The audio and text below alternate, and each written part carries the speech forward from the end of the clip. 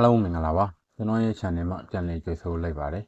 ဒီနေ့မိတ်ဆွေတို့ကိုကျွန်တော်ပြန်ပြီးတော့ sharing လုပ်ပေးမယ့် video လေးကတော့အခုမိတ်ဆွေတို့မြင်နေတဲ့အတိုင်းပဲကျွန်တော်မှာเนาะကျွန်တော်ရဲ့ Facebook page ကအခုဆိုရင်ကျွန်တော်မှာဒီအကောင့်လေး verify ပြန်လုပ်အောင်ကြလားเนาะဟိုကလေး verify ပြန်လုပ်ရမယ်ပြီးတော့ monetization student ကလေးကျွန်မဒီမှာဒီနေလားအဲ့ဒါကြောင့်မို့အဲ့လိုမျိုးနေတဲ့အတွက်ကြောင့်ကျွန်တော်ရဲ့ Facebook ကမိတ်ဆွေဘယ်လောက်ပဲတင်ပိတ်ဆံဝင်ပါဘူးဒါပေမဲ့ကျွန်တော်ဘောနဲ့ကတော့ပိတ်ဆံဝင်ပါတယ်ဒီ content monetization ကတော့ကျွန်တော်မချောက်သေးပါဘူးဆက်အားတော့ရထားပါပြီဘာလို့မချောက်သေးလဲဆိုတော့ကျွန်တော်ကဒီမှာဒီ page ဒီ ပိတ်ဆံဝင်တဲ့ monetization student အနေနဲ့လို့ဖြစ်ပါတယ်အဲ့ဒါကြောင့်မို့ကျွန်တော်မချောက်ပေးထားတာပါเนาะကျွန်တော်ဆက်အားရထားတော့ကြာပါပြီတလားလို့ရှိပါပြီဒီကောင်လေးကိုကျွန်တော်ပြန်သိမ်းပါလာနေဒီပိတ်ဆံချောက်မယ်ဆိုတဲ့အတွက်ကြောင့်ကျွန်တော်မချောက်ပေးထားတာပါအရင်ကကျွန်တော်ဟောထားတာရှိပါတယ်เนาะမိတ်ဆွေတို့ကျွန်တော်ပြန်ပြလားမိတ်ဆွေတို့ကျွန်တော်ရင်ကဒီ extreme area အောင်မှုစားတွေ့လားဒီမှာတွေ့လားဒီမှာ extreme area ကကျွန်တော်အောင်မှုစားရှိပါတယ်ဟိုက extreme area ကအသုံးဝင်တော့ပါဘူးဟိုလူတွေများပြောနေကြတဲ့ content monetization CM ပေါ့နော်ဟိုမိတ်ဆွေမြင်တဲ့အတိုင်းကျွန်တော်မှဒီမှာတွေ့လားအောက်မှာဒီ content monetization ရပြီးတော့ဟုတ်နော်မိတ်ဆွေမြင်တဲ့အတိုင်းဒီမှာ set up ပေါ်တော့ကြာ content monetization ဒီမှာ set up ပေါ်နေကျွန်တော်မချောက်သေးပါဘူးဘာလို့မလျှောက်သေးလဲဆိုရင်တော့ကျွန်တော်ကဒီအပေါ်မှာပြခဲ့တဲ့အတိုင်းဒီမှာကျွန်တော်က monetization ရဲ့ဒီမှာနေနေတဲ့အတွက်ကြောင့်ကျွန်တော်ရှောက်တော့ရတော့ဗောဗျာဒါပေမဲ့အောင်မလို့မုံပဲဘာလို့ဆိုတော့ဒီကောင်ကနေနေတာကိုနေတယ်ဆိုတဲ့အတွက်ကြောင့်ကျွန်တော်မလျှောက်ဘူးဆိုတာပါโอเคဒါကြောင့်ကျွန်တော်တို့ကဒီကောင်ကိုပြန်ပြီးတော့စိတ်အောင်ဘယ်လို report ပြန်တင်ရမလဲဆိုတော့ဒီနေ့ message ကိုကျွန်တော်ဒီစလောက်တက်စလောက်လေးကိုမျှဝေပြပါမယ်เนาะโอเคအဲကျွန်တော်တို့စလိုက်ကြအောင်โอเคအဲ့ဒါဆိုရင်တော့ကျွန်တော်ကဒါကျွန်တော်ပြန်ပြီးထွက်လိုက်မယ်เนาะအားလုံးအကုန်လုံးသဘောပေါက်အောင်ကျွန်တော်ဒီအစားကနေဒီ Facebook ကိုဘယ်လိုဝင်ရမလဲဆိုတာကိုပြန်ပြီးတော့စားပြီးတော့ message ကိုဒီအစားကနေပြန်ပြီးလုပ်ပြပေးပါโอเคအဲ့ဒါဆိုရင်တော့ message ရဲ့ Facebook page ကိုအရင်ဝင်ပြလိုက်ပါနံပါတ်1နေနဲ့เนาะ Facebook page ကိုအရင်ဝင်ပြလိုက်ပါ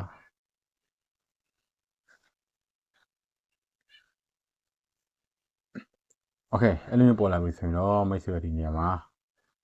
ဒီကောင်လေးကိုနှိပ်ပြီးလိုက်ပါ professional dashboard ဆိုတဲ့ဒီကွန်ပျူတာလေးကိုဒီကောင်လေးကိုနှိပ်ပြီးလိုက်ပါเนาะဒီကောင်လေးကိုနှိပ်ပြီးလိုက်ပါโอเคအဲ့ကောင်လေးနှိပ်ပြီးတော့ဆိုရင်တော့မိတ်ဆွေဒီနေရာမှာဒီဘားတန်းလေးကဒီစာလေးတွေကိုဘယ်ဘက်ချမ်းတွေကိုတွန်းပြီးလိုက်ပါเนาะတွန်းလိုက်ပြီးဒီမှာဒီအဆုံးဆုံးညာဘက်အဆုံးဆုံးမှာ monetization ဆိုတာရှိသေးလားဒီကောင်လေးကိုနှိပ်ပြီးလိုက်ပါအဲ့ကောင်လေးကိုနှိပ်ပြီးလိုက်ပါမိတ်ဆွေမြင်နေတိုင်းကျွန်တော်မှာဒီ page ဒီ profile ဝါနေနေတွေ့လားโอเคမိတ်ဆွေကဒီ monetization ကိုနှိပ်ပြီးလိုက်ပါเนาะနှိပ်ပြီးလိုက်ပြီဆိုရင်တော့မိတ်ဆွေကဒီနေရာမှာတွေ့တာကြည့်เนาะโอเคနှိပ်ပြီးလိုက်ပြီဆိုရင်တော့ကျွန်တော်တို့ကဒီနေရာမှာ your pay allow access to some monetization tool ဆိုတဲ့โอเคအဲ့ကောင်လေးကိုနှိပ်ပြီးလိုက် view ဆိုတဲ့ဒီကောင်လေးကိုနှိပ်ပြီးလိုက်เนาะအဲ့ကောင်လေးကိုနှိပ်ပြီးလိုက်โอเคဒီမှာတွေ့လား view ability and limit ဆိုတဲ့เนาะဒီမှာ message နဲ့မြင်တဲ့အတိုင်းပဲကျွန်တော်ဟာငွေရှာလို့မရပါဘူးတဲ့ဒီမှာတွေ့လား your ability to earn is limit เนาะအဲ့မှာဗာပြထားလဲဆိုရင်တော့ဒီ message နဲ့မြင်တဲ့အတိုင်းဒီမှာ report ဆင်းလိုက် you can earn money for area real at the moment เนาะ you cannot earn money from extreme area at the moment မရဘူးလား extreme area လေးမရပြန်ဖြစ်သွားတယ်เนาะโอเค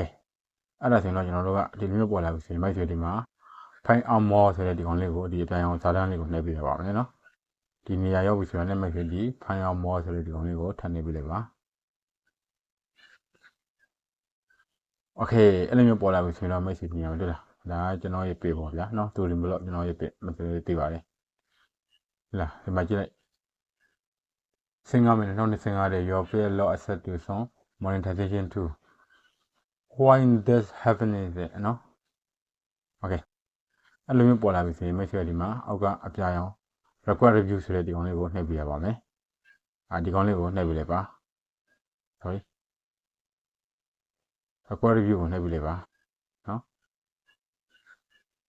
โอเคခဏစောင့်ဝင်ပါအဲ့လိုမျိုးပေါ်လာရင်တော့ဒီမှာဗျာသူစာရေးထားတွေ့လား want to you want another review တဲ့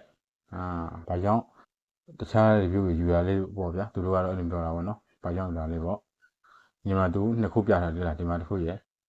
I think it is technology ဒီနေရာတစ်ခုရယ်ဒီမှာ I do not think my contact ကျွန်တော်တို့ကဒီ I do not တက်လို့တော့မရဘူးတော့ဘာလို့ဆိုတော့ကျွန်တော်တို့ကမသိလို့ပြောလို့တော့မရဘူးเนาะကျွန်တော်သိတယ်ဒါပေမဲ့ကျွန်တော်တို့လုံးဝတော့လည်းသဘောမပြပါဘူးเนาะအဲကြောင့်မို့ကျွန်တော်ကဒီနေရာမှာဒီအပေါ်ကဒီစာကြောင်းလေးကို I think ဆိုတဲ့နေရာလေးဒီကောင်လေးကိုကျွန်တော်တို့နှိပ်ပြရမှာပဲအဲကောင်လေးကိုကျွန်တော်တို့ကဒီဆက်ဝိုင်းလေးကိုမှန်ရှင်းပြလိုက်ပါเนาะ sorry ဆက်ဝိုင်းလေးကိုအမှန်ရှင်းပြလိုက်ပါဒီပေါ်ဆုံးအကောင်เนาะ I do not think မဟုတ်ဘူးเนาะ I think เนาะဒီပေါ်ဆုံးကဒီစာကြောင်းလေးကိုဒီကောင်လေးကိုအမှန်ရှင်းပြလိုက်ပါပြီးရင်အောက်က continue ကိုနှိပ်ပြလိုက်ပါเนาะဒီအောက်ကဒီ continue ကိုနှိပ်ပြလိုက်ပါ okay အဲ့လိုမျိုးပေါ်လာပြီဆိုရင်မိတ်ဆွေဒီနေရာမှာဒီအောက်က submit ဆိုတဲ့နေရာလေးကိုထပ်နှိပ်ပြရပါမယ်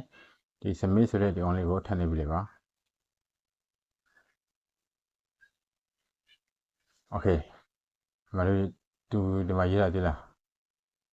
သူကဒီမှာရေးထားတယ်ရေးလားsorry ဒီကဒီမှာပါရေးထားလဲဆိုတော့ဒီမှာသူကဒီမှာရေးထားသေးလား more people have back in less 7 days but I can time blank ဆိုတော့သူအမှားတော့သူ9ရက်ပေါ့ဗျာဒါပေမဲ့သူဟိုကြာနေကြာနေတော့ပေါ့ဗျာ9ရက်တည်းကြာနေကြာနေဆိုတဲ့သဘောမျိုးသူကရေးထားတယ်เนาะ okay အဲ့ဒါမျိုးပေါ်လာပြီဆိုရင်ကျွန်တော်တို့ကဒီမှာအောက်က dio anita ဆိုတဲ့နေရာလေးကိုထပ်နေပြီလေပါเนาะဒီကောင်လေးကိုထပ်နေပြီလေ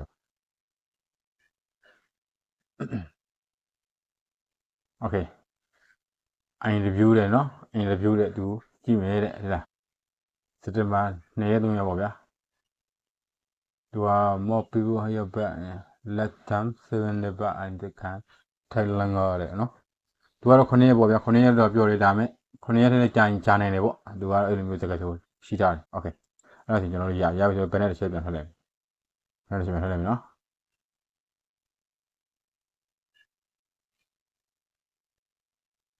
okay ကျွန်တော်တို့အဲ့လိုမျိုးပေါ်လာပြီဆိုတော့ねကျွန်တော်တို့ကအဲ့လိုပေါ်လာပြီဆိုတော့ကျွန်တော်တို့ကဒီမှာသိလားဒီကောင်လေးကိုဒီအခုမြင်နေရတဲ့မိတ်ဆွေဒီကောင်ကို second shot ယူလိုက်ပါเนาะကျွန်တော် second shot ယူလိုက်ပါမယ် okay second shot ယူလိုက်ပြီဆိုရင်မိတ်ဆွေဘယ်နဲ့တစ်ချက်ပြန်ထွက်ပြလိုက်ပါဒါမှမဟုတ် home နဲ့ပြန်ထွက်လိုက်ပါ okay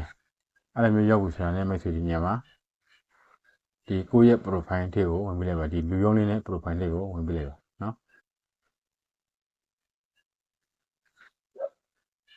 okay ဒီမှာတွေ့လားအဲ့ဒါကျွန်တော် profile လေးရောက်တော့ profile လေးကိုရောက်တော့ပြီဆိုတော့ねမိတ်ဆွေဒီညမှာဒီအဝိုင်းလေးကိုညာဘက် channel လေးအဝိုင်းလေးကိုနှိပ်ပြလိုက်ပါကျွန်တော်တို့ Facebook ထဲကို report တင်တော့ပါမယ်နော်တင်ပါမယ်နော် okay အဲ့လိုယူလာပြီဆိုတော့မိတ်ဆွေဒီညမှာပေါ်နေတဲ့ setting ပါပေါ်နေတဲ့ setting ပြီးတော့ကျွန်တော်တို့ကဒီညမှာ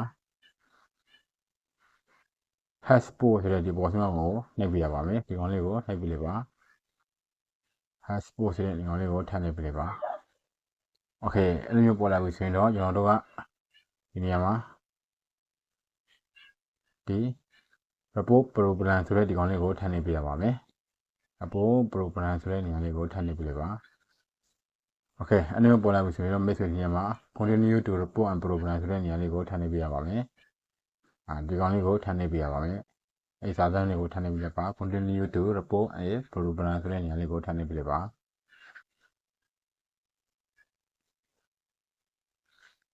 okay အဲ့လိုမျိုးပေါ်လာပြီဆိုတော့ message ဒီအပေါ်ဆုံးက include ဆိုတဲ့စာသားလေးကိုနှိပ်ပြလိုက်ပါ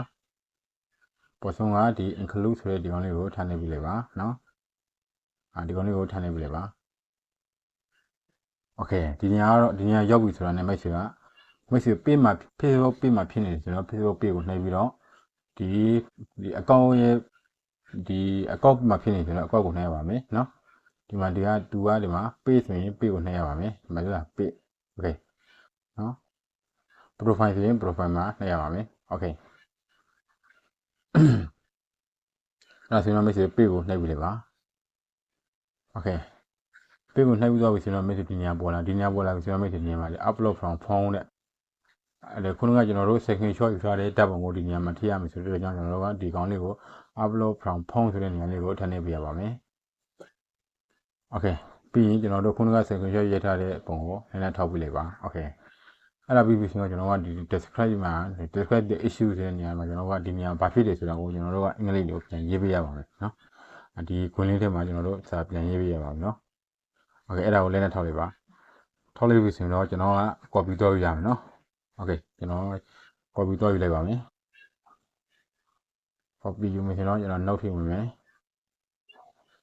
နောက်ထည့်ဝင်မယ်ထွက်မယ်တော့ဒါကို copy ကူးလိုက်တော့မယ်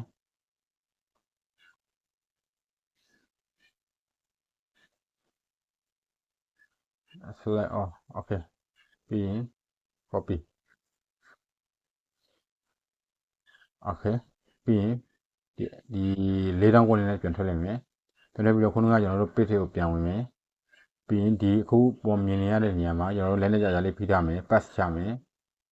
pass ကိုနှိပ်ပြလိုက်ပါ okay pass နှိပ်ပြီဆိုတာနဲ့ကျွန်တော်တို့ကဒီညာဘက်ပေါ်ဆုံးနာကဒီမြားလေးကိုနှိပ်ပြလိုက်ပါဒီမြားလေးကိုကျွန်တော်တို့က Facebook တင်ကိုစာပို့ရတော့မှာပါအဲကောင်လေးကိုထပ်နှိပ်ပြလိုက်ပါ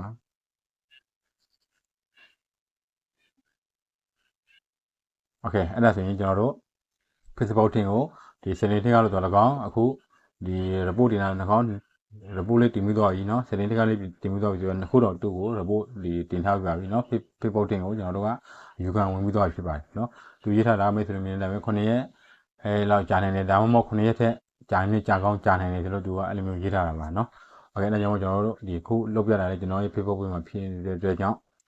ဘယ်လောက်ကြာမလဲဆိုတာတော့ကျွန်တော်စောင့်ကြည့်ရအောင်ဟုတ်လား9ရက်ထက်ကြာမလားဒါမှမဟုတ်1လလား2လလားဒါတော့ကျွန်တော်လည်းမပြောတတ်ဘူးဒါကတော့ဒီကိုကတော့ယူခံဝင်တဲ့တောင်ကကိုတောင်ကသူတို့ပြန်ပေးလာမယ်တောင်ကသူတို့တောင်ဟုတ်လား